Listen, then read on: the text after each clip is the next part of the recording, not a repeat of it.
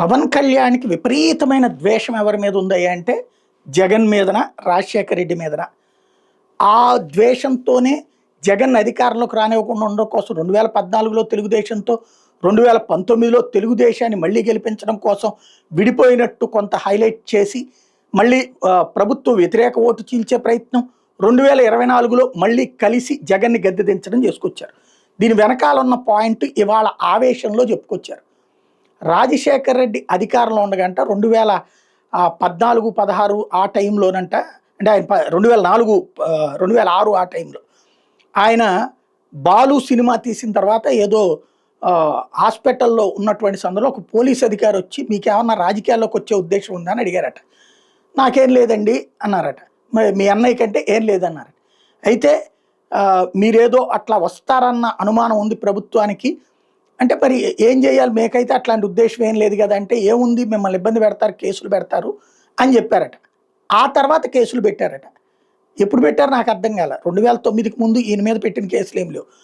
చిరంజీవి గారి అమ్మాయి పెళ్లికి సంబంధించినటువంటి వివాదం వచ్చినప్పుడు ఆ అమ్మాయి కేసు పెట్టింది, ఆ అబ్బాయి అమ్మాయి కలిసి కేసు పెట్టారు.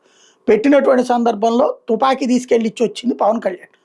అప్పుడు కేసు పోలీసులు పెట్టలా, ప్రభుత్వం పెట్టలా, లేదా ఉద్వేగాలు రెచ్చగొట్టేది లేదు. ఎవరో ఆ సదరు పోలీస్ అధికారి పవన్ కళ్యాణ్ ఒక సినిమా యాక్టర్కి దగ్గర అవుదామని ఏదో తప్పుడు సమాచారం చెప్తే, ఆ తప్పుడు సమాచారాన్ని మనసులో పెట్టుకుని ఒక ద్వేషం తన మెదడులో నాటుకుంది అన్నది అర్థమవుతుంది.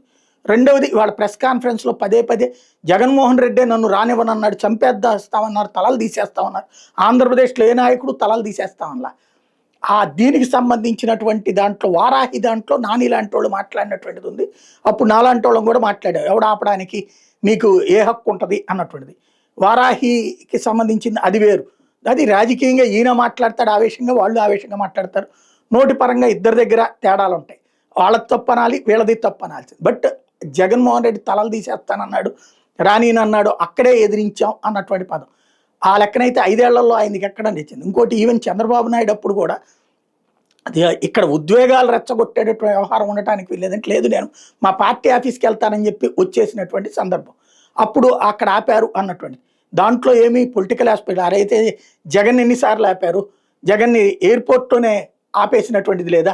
ఇదే పవన్ కళ్యాణ్ పిలిపించినటువంటి సందర్భం విశాఖపట్నంలో ఉద్యమం చేయడానికి పిలిపిస్తే చంద్రబాబు నాయుడు అధికారంలో 2018-19 మధ్యలో చంద్రబాబు నాయుడు అడ్డుకుంటానంటే ఈయన నేను రెడీ అని చెప్పి పిలుపునిస్తే, జగన్మోహన్ రెడ్డి పవన్ కళ్యాణ్ పిలిపిని వైజాగ్ వెళ్ళాడు, జగన్ని ఎయిర్పోర్ట్లో ఆపారు, పవన్ కళ్యాణ్ అసలు అక్కడ అడుగు కూడా పెట్టలేదు. అంత జరిగినటువంటి పవన్కి రాజశేఖర్ రెడ్డి మీదన, రాజశేఖర రెడ్డి కుటుంబం మీద విద్వేషం ఆనాడు ఆరంభమైంది. ఆ ఆరంభమైన విద్వేషం రెండో కోణంలోకి తీసుకుని వెళ్ళారు.